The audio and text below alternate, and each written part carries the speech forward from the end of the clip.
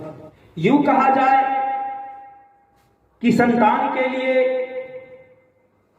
समागम भी एक साधना होनी चाहिए। उद्देश्य उस समागम का साधना होनी चाहिए, विलासता नहीं। हम आयुर्वेदा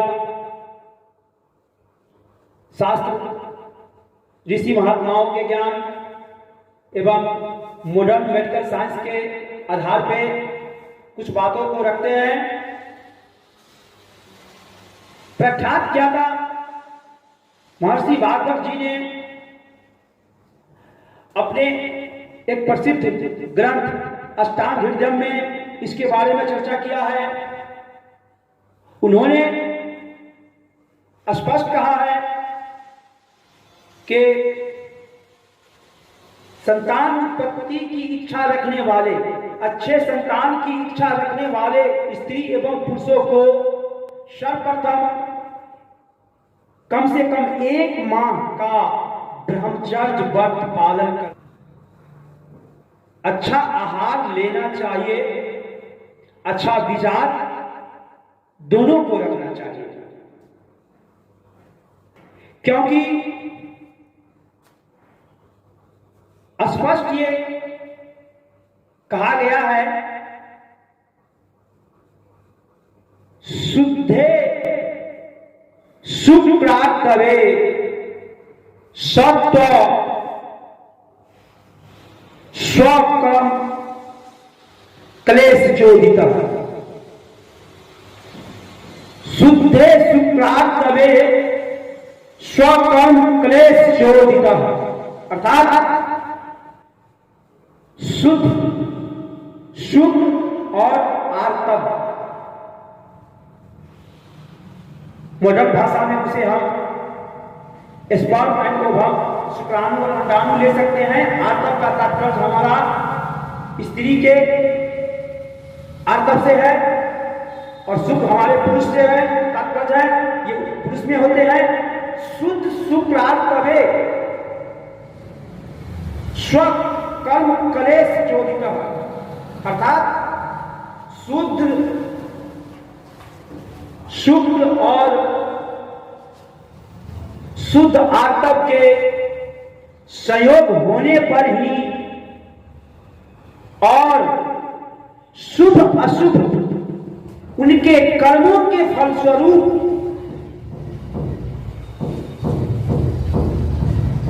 सत यानी जीव या जीवात्मा का गर्भ धारण के रूप में वह गर्भ धारण करता है। दूसरी तरफ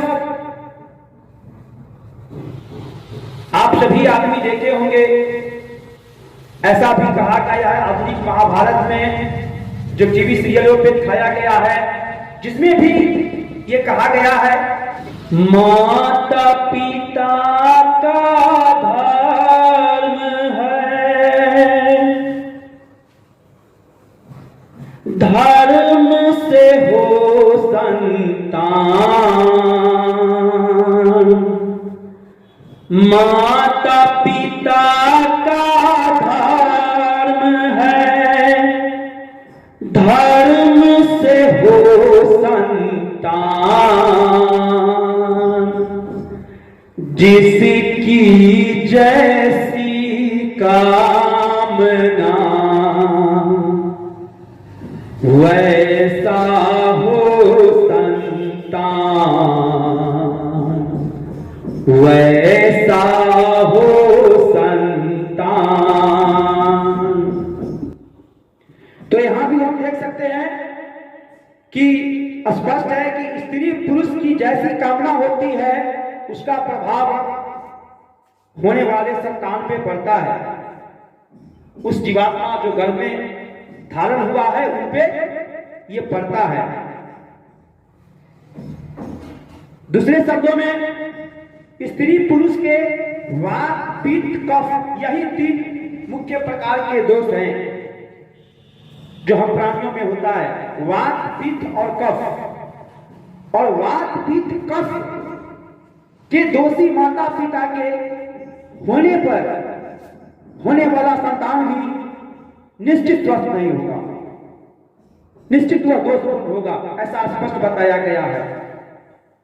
इसलिए ऐसी परिस्थितियों में वात पित्त दोष यदि हो अर्थात बीमारी हो तो उन माता पिता को या उन स्त्री पुरुष को उस समय संतान उत्पत्ति के लिए निश्चित ही समागम नहीं करनी चाहिए, अर्थात संतान की तैयारी नहीं करनी चाहिए। दूसरी तरफ हमें यूं भी पढ़ने देखने को मिला है कि किसी यूनानी दार्शनिक ने स्पष्ट कहा कि यदि किसी राष्ट्र के पास कोई बीमार ग्रस्त व्यक्ति हो तो उसे संतान प्राप्ति के लिए शादी विवाह पे रोक होनी चाहिए और उनकी सारी व्यवस्थाओं के लिए सरकार को व्यवस्था करनी चाहिए। तो आइए, संतान प्राप्ति की इच्छा स्पष्ट कहा गया है कि संतान प्राप्ति की इच्छा स्त्री एवं पुरुष दोनों में समान रूप से होनी चाहिए, तब जाके ही इस वास्ते समागम करना चाहिए। आगे देखते हैं, स्त्री के ऋतुस्राव के चौथे दिन के पश्चात और 14वें दिन तक स्वस्थ संतान की प्राप्ति के लिए समागम के लिए निर्धारित करना चाहिए। इसी अवधि में समागम करनी चाहिए पूर्व तैयारी के साथ। भागवत जी ने इस संबंध में निर्देश दिया है कि समागम से पहले ऋतुस्राव रजोमुक्त होने के बाद स्त्रियों को पूर्ण रूपे स्नान ध्यान के पश्चात और पुरुष को भी स्नान ध्यान के पश्चात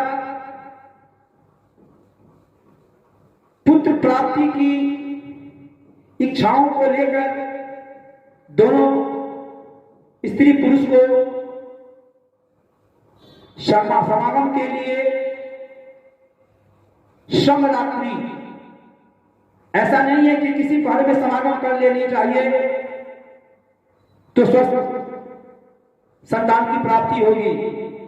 इसके लिए निर्देश दिया गया है, बताया गया है कि पूर्ण तैयारी के बाद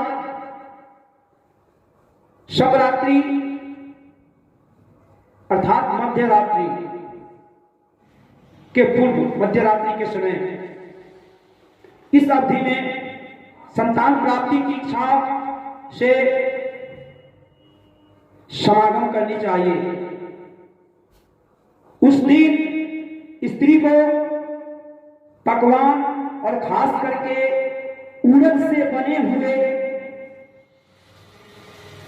पकवान का सेवन करना चाहिए और पुरुषों को घी दूध का सेवन करना चाहिए और अच्छे विचारों के साथ मध्य रात्रि शिवरात्रि के समय समागम करनी चाहिए तो निश्चित ही एक अच्छे संतान की प्राप्ति की सुनिश्चितता होती है।